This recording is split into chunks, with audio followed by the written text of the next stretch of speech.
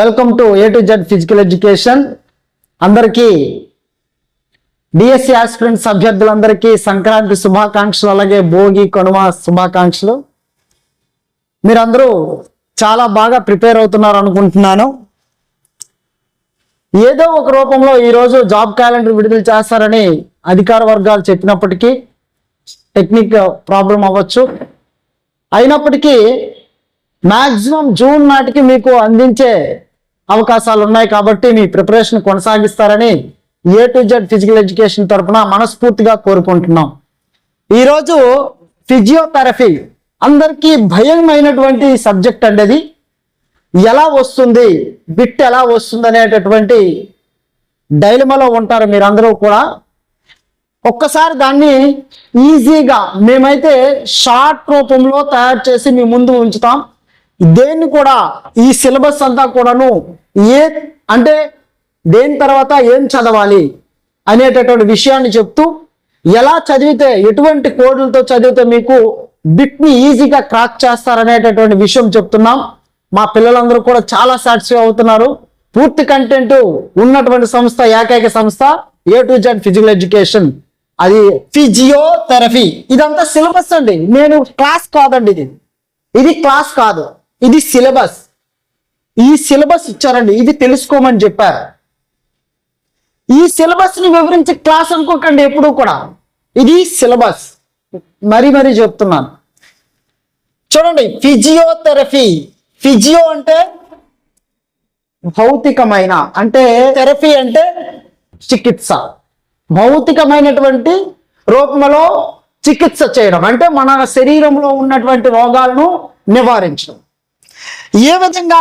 అది ఎలక్ట్రోథెరపీ కావచ్చు, హైడ్రోథెరపీ కావచ్చు, మసాజ్ కావచ్చు. ఏ విధమైనటువంటి రూపంలో అయినా సరే భౌతికపరమైనటువంటి కార్యక్రమాలు అంటే ఏంటి? మన ఒంట్లో విద్యుత్ తరంగాల ద్వారా పంపి మనకున్నటువంటి రోగాలను నివారించడం.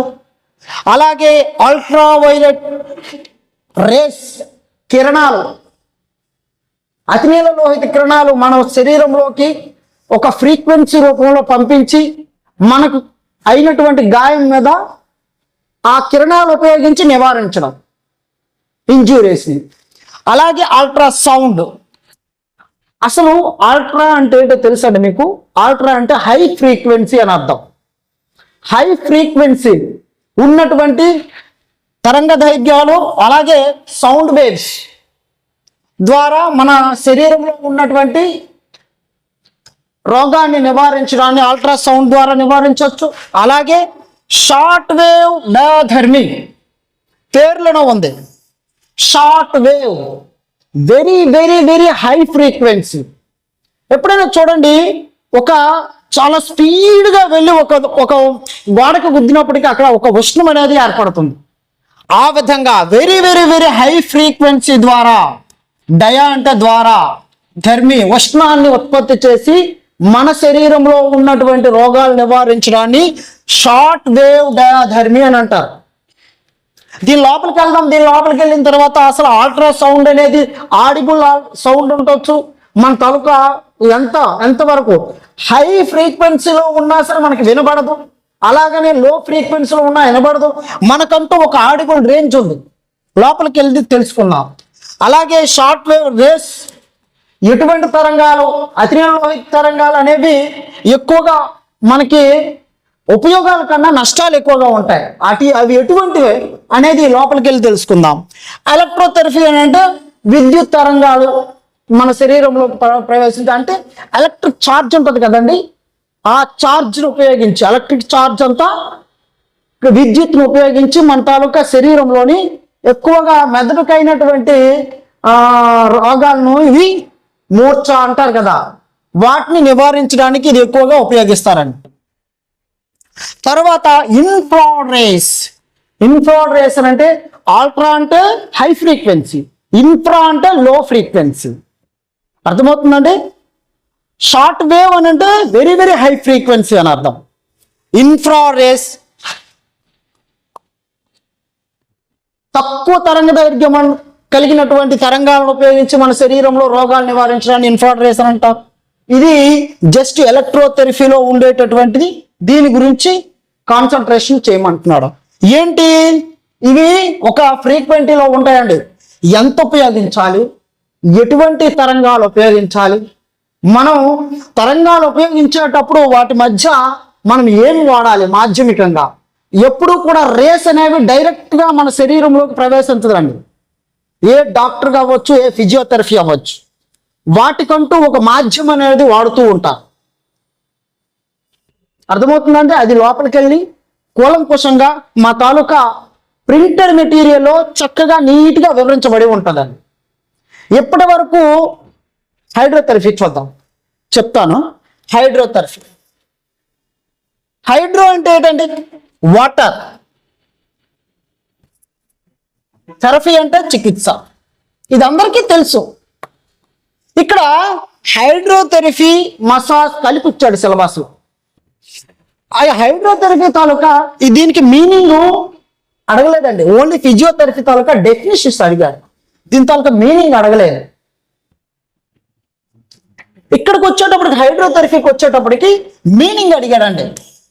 అసలు హైడ్రోథెరపీ అంటే ఏమిటి, మీనింగ్ తెలుసుకోమన్నాడు. అసలు హైడ్రోథెరపీ అని అంటే వాటర్, హైడ్రో అంటే వాటర్, వాటర్ ద్వారా ఆ వాటర్ అనేది ఉష్ణం రూపంలో అవ్వచ్చు, చల్లటి వాటర్ అవ్వచ్చు, ఆ వాటర్ ద్వారా వచ్చినటువంటి ఆవిరి రూపంలో కూడా అవ్వచ్చు. వాటి ద్వారా మన శరీరానికి జరిగినటువంటి ఇంజురీస్ ప్రాంతంలో అప్లై చేసి వాటి ద్వారా మన ఇంజురీని నివారించడాన్ని హైడ్రోథెరపీ అని అంటాం. అర్థమవుతుందండి? ఈ హైడ్రోథెరపీలో వేటి గురించి తెలుసుకోమన్నాడు చూడండి. సిలబస్లోనేనండి ఇవి. మనకి ఇచ్చిన సిలబస్ ప్రామాణికము. చాలా నిజాయితీగా ఒకసారి సిలబస్ అనాలిసిస్ చేసుకుంటే మీకు అర్థమైపోతుంది. క్రియోథెరపీ గురించి తెలుసుకోమన్నాడు, అలాగే థెర్మోథెరపీ గురించి తెలుసుకోమన్నాడు, అలాగే కాంట్రాస్ట్ బాత్ గురించి తెలుసుకోమన్నాడు, అలాగే వైరిపుల్ బాత్ గురించి తెలుసుకోమన్నాడు, అలాగే సనా బాత్, అలాగే హాట్ వాటర్ ఫార్మెంటేషన్. ఈ విధమైనటువంటి సిలబస్లో క్లియర్గా మనకి అర్థమయ్యే విధంగా ఎక్స్ప్లెయిన్ అయితే చేయడం జరిగిందండి. ఏంటి క్రియో అంటే ఏంటి చూద్దాం. క్రియో అంటే ఏంటండి?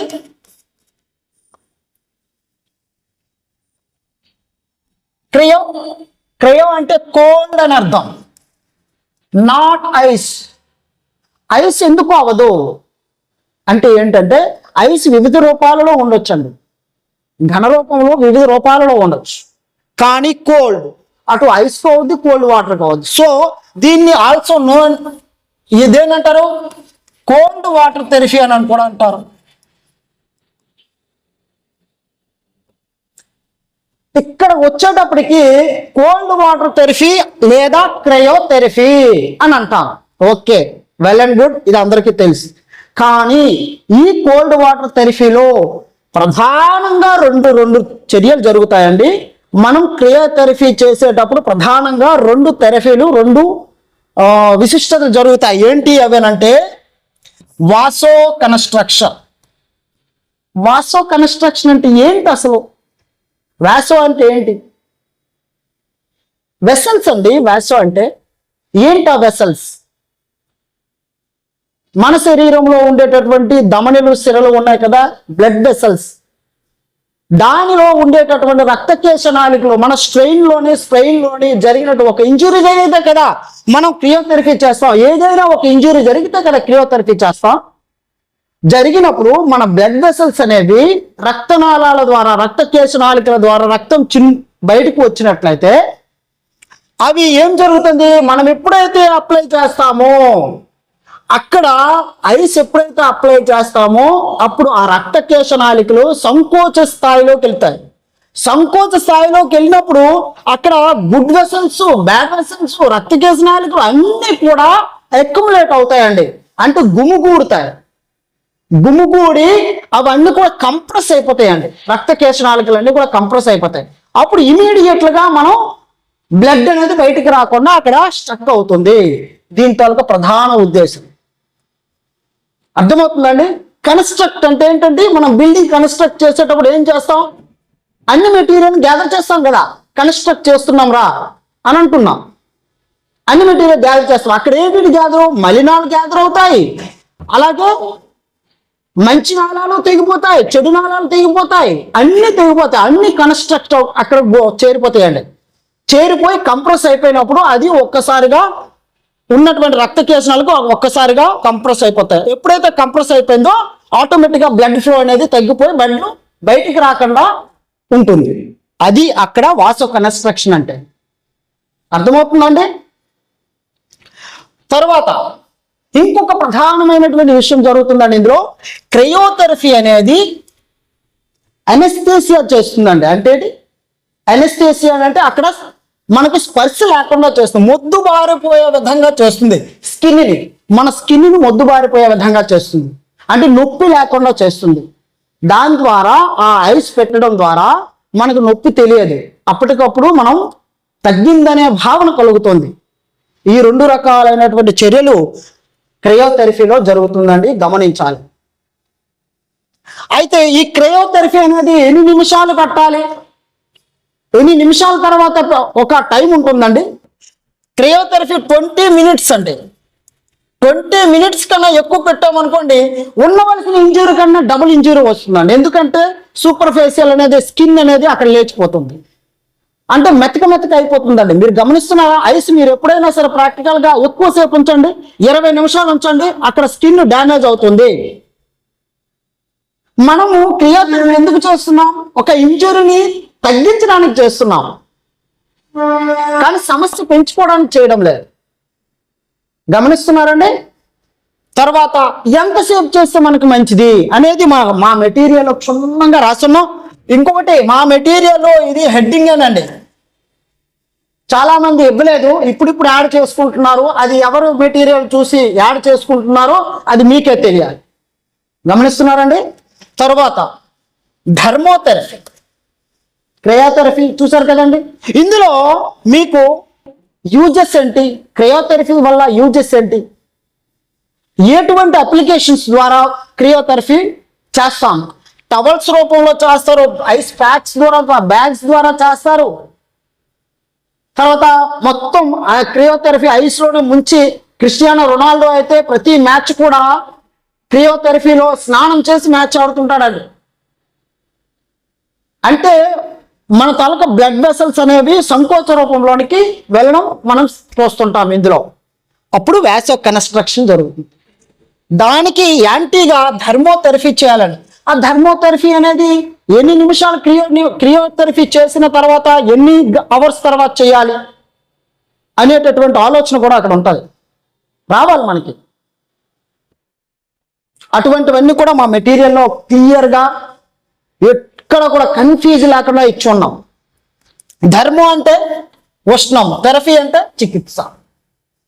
ధర్మోథెరపీ మనకి ఎప్పుడైతే క్రయోథెరపీ ద్వారా కంప్రెస్ అయ్యి వాసో కన్స్ట్రక్షన్ జరిగిందో, అక్కడ మనము క్రయోథెరపీ జరిగి వాసో కన్స్ట్రక్షన్ జరిగిందో, అక్కడ వేస్ట్ మెటీరియల్ అన్నీ కూడా గుమిగూడు ఉన్నాయి. మరి మరలా సహజ స్థితిలోకి రావాలి కదండి. అక్కడ ఇంజురీ అనేది గుమిగూడిపోతే అలా వదిలేస్తామండి? సహజంగా బ్లడ్ సర్క్యులేషన్ అనేది ఫ్లో అవ్వాలి కదా. ఇంజురీ తగ్గాలంటే నార్మల్ స్థితికి రావాలి కదా బ్లడ్ ఫ్లో. అప్పుడు మనం థర్మోథెరపీ చేయాలండి. ఇది ఎన్ని అవర్స్ తర్వాత చేయాలనేటటువంటి విషయం కూడా చెప్తాము. బ్లడ్ వెసల్స్ డైల్యూషన్ జరుగుతుందండి. డైల్యూషన్ అంటే వ్యాకోచం జరుగుతుంది. ఎప్పుడైతే మనకి ఇక్కడ ఐస్ క్రయోథెరపీ ద్వారా మన రక్తకేశ నాళికలు అనేవి ఆ ఇంజురీ ప్రాంతంలో కంప్రెస్ అయిందో, దానికి మనము ఆఫ్టర్ 48 అవర్స్ తర్వాత మనకు థర్మోథెరపీ చేసిన తర్వాత అవి డైల్యూట్ చెందడం జరుగుతుందండి. డైల్యూట్ చెందడం జరుగుతుంది. అప్పటి వరకు కుచించుకుపోయినటువంటి రక్తనాళాలన్నీ కూడా నార్మల్ స్థితికి వచ్చే అవకాశాలు ఉన్నాయి. నార్మల్ స్థితికి ఎప్పుడైతే అవకాశాలు ఉన్నాయో బ్లడ్ సర్క్యులేషన్ అనేది కరెక్ట్గా జరుగుతుంది. ఎప్పుడైతే బ్లడ్ సర్క్యులేషన్ కరెక్ట్గా జరిగిందో అందులో ఉన్నటువంటి వేస్ట్ మెటీరియల్ అంతా కూడా బ్లడ్ సర్క్యులేషన్ ద్వారా బయటికి చెమట రూపంలో కావచ్చు, చిన్న చిన్న పొక్కుల రూపంలో కావచ్చు, మనకున్నటువంటి వాష్ రూపంలో కావచ్చు, బయటకు వచ్చేస్తుందండి. ఇది ప్రధానమైనటువంటి వాసో డైల్యూషన్ తాలూకా అర్థమండి. గుర్తుకున్నారు కదండి? అర్థమవుతుంది కదండి. తర్వాత కాంట్రాస్ట్ బాత్. ఈ రెండేనండి ప్రధానంగా మనకి ఈ రెండింటి నుంచి ఖచ్చితంగా ఒక బిట్ వస్తుందండి, ఒక బిట్ ఖచ్చితంగా వస్తుంది. కాంట్రాస్ట్ బాత్ అంటే మరి ఇంకేటి కాదండి, ఈ రెండింటి ద్వారా తగ్గలేదు అనుకోండి, ఫిజియోథెరపీ ఏం చేస్తాడు, ఆఫ్టర్ 72 hours తర్వాత, ఆఫ్టర్ 72 hours తర్వాత మనకి ఏమాత్రం రికవరీ అవ్వలేదు అనుకోండి, దాన్ని కాంట్రాస్ట్ బాత్. ఇవన్నీ కూడా రిహాబిలేషన్ సెంటర్స్ లో బాగా ఉపయోగిస్తారండి. రిహాబిలేషన్ సెంటర్స్ అనేవి కూడా మీకు తెలియాలి. ఇవి కాంట్రాస్ట్ బాత్ అని అంటే ఒక ఐసు తర్వాత క్రియోథెరపీ, ధర్మోథెరపీ, క్రియోథెరపీ, ధర్మోథెరపీ, క్రియోథెరపీ, ధర్మోథెరపీ. ఫస్ట్ దేనితో స్టార్ట్ చేస్తారనేటటువంటి విషయాన్ని మనము కేవీలో ఒకసారి ఒక బిట్టు మనం చూసాం.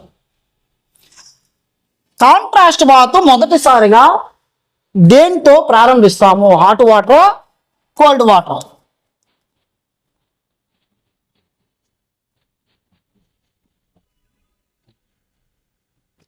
హాట్ వాటర్తో ప్రారంభిస్తామండి, గుర్తుపెట్టుకోండి, ఇది చాలా చాలా ఇంపార్టెంట్. తర్వాత వైర్ఫుల్ బాత్, ఇవన్నీ కూడా చూడండి హైడ్రోథెరపీకి సంబంధించినవే.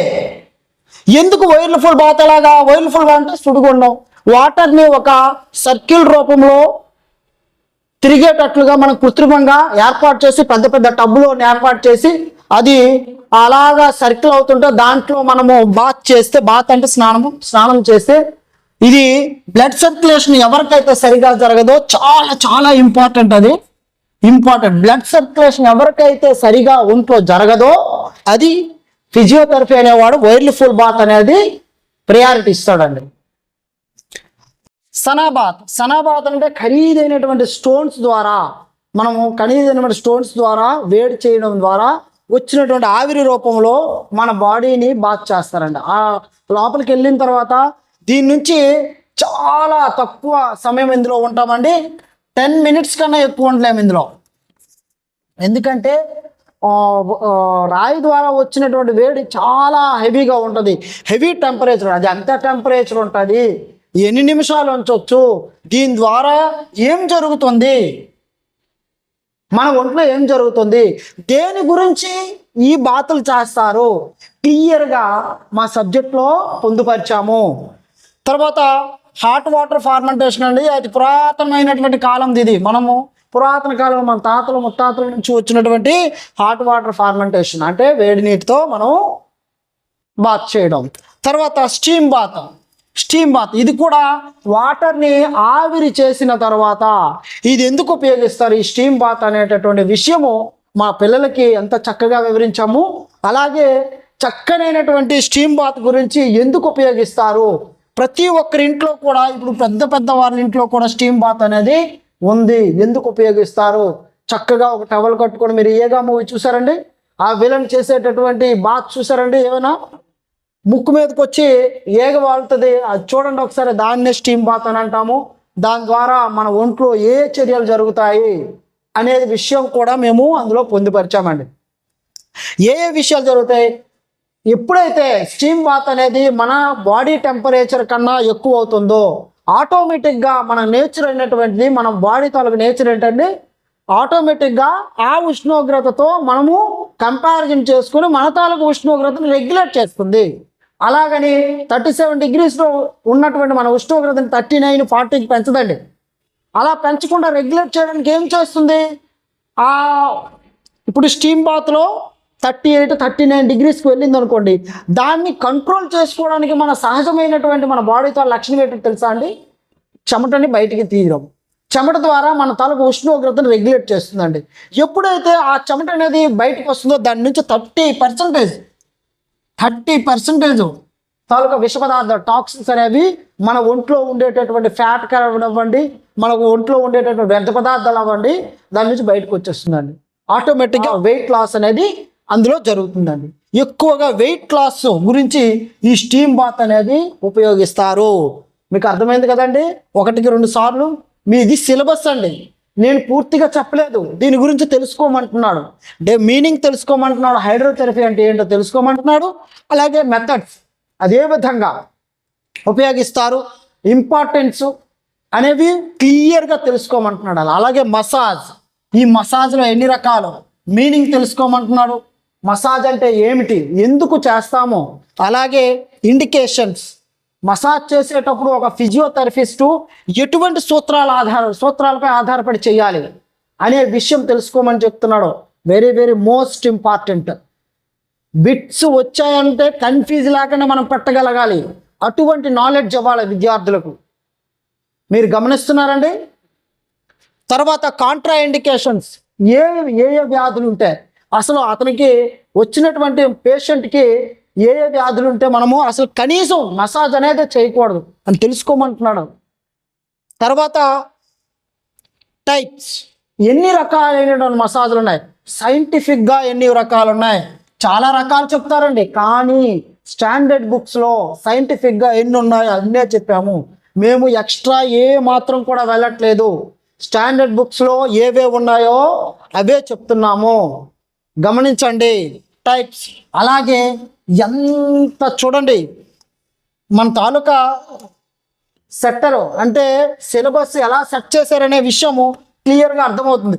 ఆ మసాజ్ చేసేటప్పుడు మన బాడీ మీద ఎటువంటి ఎఫెక్ట్ చూపుతుంది అనేటటువంటి విషయాన్ని క్లియర్గా తెలుసుకోమంటున్నాడు. ఒకటి క్లియర్గా ఇచ్చాడు, నాడీ వ్యవస్థ మీద మసాజ్ ఏ విధంగా ప్రభావితం చూపుతుంది, అలాగే చర్మం మీద ఎటువంటి ప్రభావం చూపుతుంది, అలాగే కార్డియోవెస్క్యులర్ మీద ఎటువంటి ప్రభావం చూపుతుంది అనే విషయము మనకు క్లియర్గా సిలబస్లో అయితే ఇవ్వడం జరిగిందండి. మీరు క్లియర్గా మనం వాసో కన్స్ట్రక్షన్ మేము ఇచ్చినటువంటి మెటీరియల్లో ఇది ఖచ్చితంగా మేము ఇచ్చి ఉన్నాము.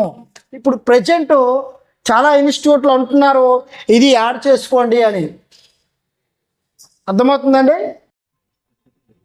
అయితే ఇప్పుడు ప్రజెంట్ ఫిజియోథెరపీ అంటే ఏమిటి అని తెలుసుకున్నాము. అలాగే ఇందులో ఎలక్ట్రోథెరపీలో 2 రకాలైనటువంటి పద్ధతుల ద్వారా చేస్తామని అనుకున్నాము, టెన్స్ మరియు IFT.